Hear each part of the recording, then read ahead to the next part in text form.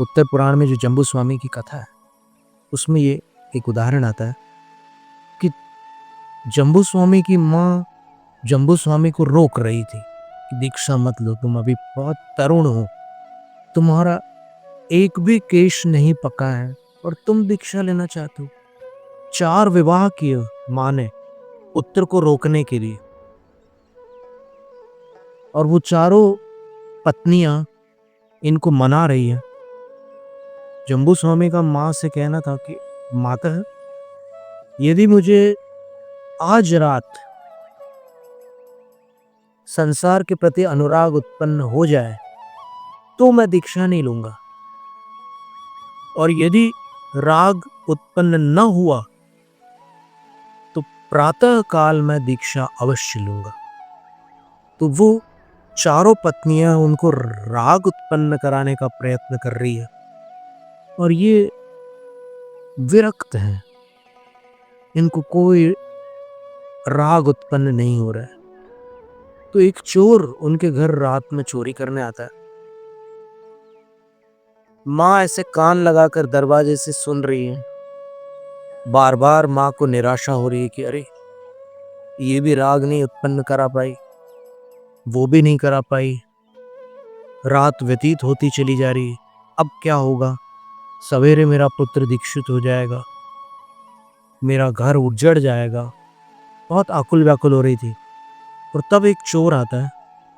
चोर पहले तो खिड़कियों को चेक करते हैं, चोर लोग बाहर से वो पूरा उसने सर्वेक्षण कर ही लिया था। देखा था कि एक कुमार जैसा नवयुवक पुरुष और इंद्र जैसा सौंदर्य संपन्न पुरुष 4 स्त्रियों के बीच में बैठा हुआ है और अपने विचारों में मग्न है, उनकी ओर देख भी नहीं रहा है। और द्वार पर बाहर एक माता खड़ी हुई है। तो चोर ने इस विचित्र दृश्य को देखकर विचार किया कि चोरी तो फिर कभी कर लेंगे, लेकिन अभी ये जो सामने दिख रहा है, ये सब क्या तमाशा है? मुझे जानने की बड़ी उत्कंठा हो रही है कि ये सब क्या हो रहा है। तब फिर उस चोर ने माँ को प्रणाम करके कहा कि हे माता प्रणाम, ये सब क्या हो रहा है? तो माँ उसको देख करके ये नहीं समझ पाती कि ये कोई चोर है। बोलते हैं कि बेटा, मेरा पुत्र कल सवेरे दीक्षा लेना चाहता है। उसका कहना है कि अगर रात को मुझे तुम रोक के रख लो, मेरे अंदर संसार के प्रति अनुराग उत्पन्न करा दो, तो मैं दीक्षा नहीं लूंगा, वरना दीक्षा ले लूंगा। तो बताओ पुत्र, मैं क्या करूं? तब फिर वो चोर जो था वो तो संसार की सब रीति नीतियां और फिर सब चतुराइयां जानता था। वो सोचता है कि अरे ये भोली कन्याएं इनको मोहित नहीं कर सकती, इनको तो मैं रोक सकता हूँ। तो जब चारों पत्नियों ने प्रयास कर लिया, तब वो चोर अंदर जाता है और अंदर जा करके वो बातचीत करने लग जाता है। बातचीत करते करते एक दूसरे को ये लोग एक एक दृष्टांत सुनाते हैं, और दृष्टांत सुनाते सुनाते जब जम्बू कुमार को लगता है कि क्या ये बार बार राग राग की बात कर रहा है, ये मुझे संसार में सार बताना चाह रहा है और मैं इसको ये बताना चाह रहा हूं कि वहां कुछ नहीं है, सिर्फ ऊपर का आकर्षण है। तो जम्बू कुमार फिर अंततः एक दृष्टांत सुनाता है कि एक यात्री जल यात्रा करके पर्याप्त धनार्जन करके घर लौट रहा था, लेकिन दुर्भाग्य से उसका वो जलयान भारत के तट के निकट नष्ट हो जाता है। उसकी सारी संपदा जलमग्न हो जाती है और वो लकड़ी के एक पटिये के सहारे समुद्र के तट पर आता है, बेहोश हो जाता है, बेसुध। और जब धूप पड़ती है उसके ऊपर, प्रभात होती है, तब उसकी आंखें खुलती हैं। वो आसपास देखता है, इधर उधर, मैं कौन हूँ, यहाँ कहाँ से आया, ऐसा सोच ही रहा होता है कि वहां के वन से हाथी की चिंगाड़ सुनाई देती। एक विकराल हाथी उसको घूर करके देख रहा होता है। तब ये उठ करके खड़ा हो जाता है और सोचता है कि ये हाथी तो मेरे मारने आ रहा है। दौड़ लगा देता है। हाथी पीछे पीछे, वो आगे आगे, और दौड़ लगा करके बड़ी दूर हांफता हुआ पहुंचता है और एक वट वृक्ष की उन लटकती हुई जड़ों को पकड़ करके ऊपर पहुंच जाता है।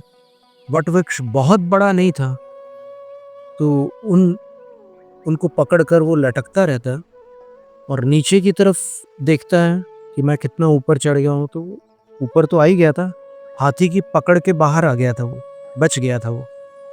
पर नीचे एक अंधकूप था, एक कुआं था।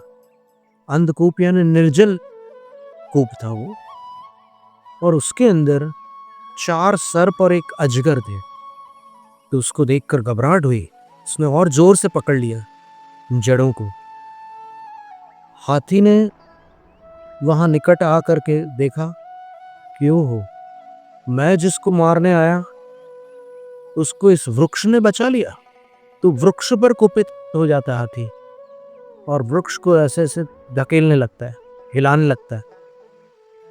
जैसे ही वृक्ष हिलता है तो इसके ठीक ऊपर एक मधुमक्खियों का छत्ता था। तो उस छत्ते की मधुमक्खियां बिचकती हैं वृक्ष के हिलने से, और वो इधर उधर उड़ती हुई इसको काटने लग जाती है। तो जैसे ही काटती है तो फिर वो चीखता है कि हे भगवान रक्षा करो, हे प्रभु। और मधुमक्खियां जब उसको काटती है तो बड़ी वेदना होती है उसको। और फिर वो ऐसे ऊपर की ओर देखता है कि ये आ कहाँ से रही है मधुमक्खी। तो ऊपर ऐसे जैसे ही देखता है, थोड़ा सा इसका मुंह खुला रहता है, तो वहां से एक शहद की बूंद मुंह के अंदर आ जाती है। तो उसको उस मधुर रस का स्वाद आता है। तो पल भर के लिए वो सब संकट भूल करके, कष्ट भूल करके उसमें मग्न हो जाता है। फिर अचानक उसकी दृष्टि उधर पड़ती है कि जिसके सहारे वो लटक रहा था, उसको इधर से एक काला चूहा कुतर रहा था, इधर से एक श्वेत चूहा मूषक कुतर रहा था। तो उसको बड़ा बुरा लगा कि अरे, ये इतना बड़ा वृक्ष और इतनी सारी इसमें जड़ें हैं, इनको मेरी दोनों हाथ की जड़ें मिली कुतरने को। अब अगर मैं नीचे गिर गया तो फिर वहां तो बड़ा भयानक संकट है। तभी एक विद्याधरों का विमान वहां से निकलता है। विद्याधरी विद्याधर से इस दृश्य को देखकर कहती है कि हे स्वामी, देखो इस पथिक की कैसी दुर्दशा हो रही है, चलो इसकी रक्षा करें। विद्याधर एक दृष्टि डाल करके कहता है कि जाने दो ना, ये पात्र नहीं है। बोले कि अरे स्वामी, आप कैसी बात कर रहे हो? जो प्रत्यक्ष संकटग्रस्त है वो करुणा का पात्र नहीं है, ऐसा कैसे हो सकता है? चलो मेरे कहने से आप इसकी रक्षा करो। तो विद्याधर कहता है कि ठीक है, तुम्हारे कहने से मैं प्रयास करता हूं, पर तुम स्वयं देख लेना आगे क्या होगा, तुम देख लेना।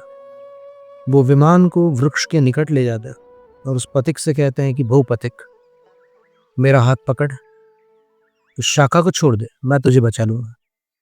विद्याधरी अचंभित हो जाती है जब उसके मुख से ये वाक्य सुनती है कि एक बूंद और आ जाने दो।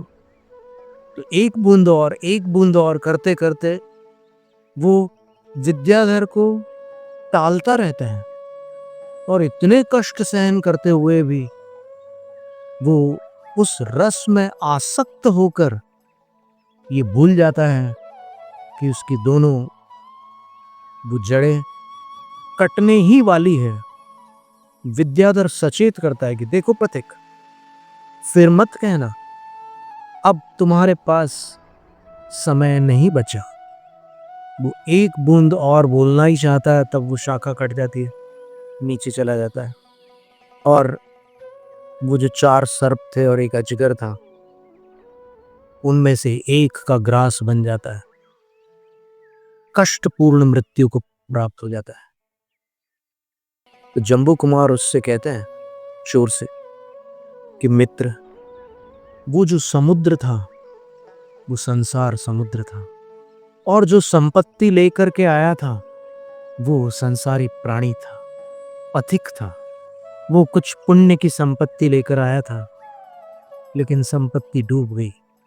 संसार के तट पर आया, मनुष्य पर्याय को प्राप्त किया। मनुष्य पर्याय संसार का तट है।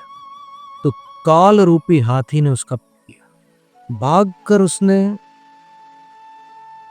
उस संसार वृक्ष की शरण ली,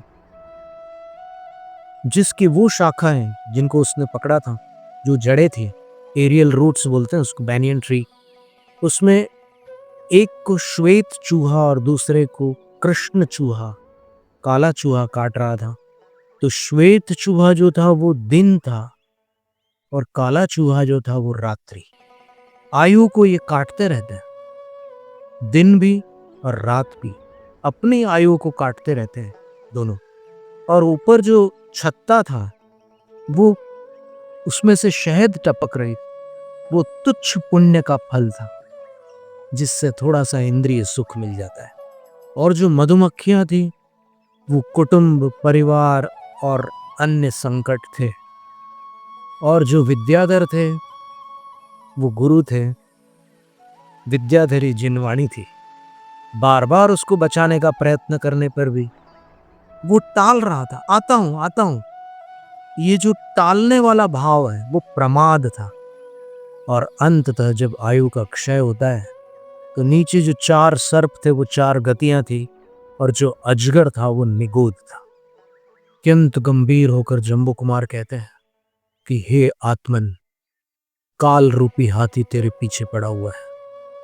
ये दिन और रात रूपी चूहे तेरी आयु को काट रहे हैं। इंद्रिय सुखों में आसक्त होकर अनेक कष्टों को सहता हुआ भी तू संसार वृक्ष पर लटका हुआ है। अंततः मृत्यु निश्चित है। गुरु और जिनवाणी तेरी रक्षा करना चाहते हैं, पर तू प्रमादी बन रहा है। कब तक गतियों का ग्रास बनता रहेगा? कब तक काल द्वारा भग्न होता रहेगा? कब तक संसार के कष्टों को सहता रहेगा? जाग जा, अब भी समय है। अगर अब नहीं चेता तो कभी यह पूरा अवसर पुनः प्राप्त हो, ऐसी आस मत रखना। इस वृत्तांत को सुनकर जम्बू कुमार की चारों पत्नियां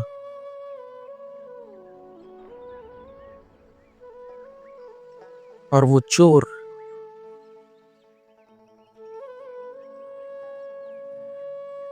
जम्बू कुमार के चरण पकड़ लेते हैं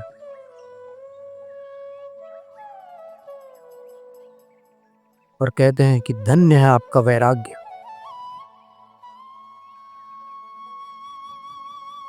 आपने हमारी आंखें खोल दी, हम भी दीक्षा लेंगे।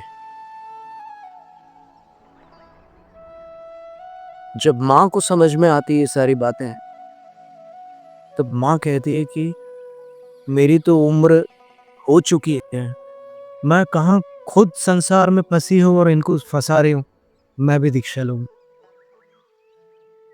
और सारे के सारे दीक्षित होते हैं। क्या अद्भुत वैराग्य का दृष्टांत है। जैनम जय दुशासनम।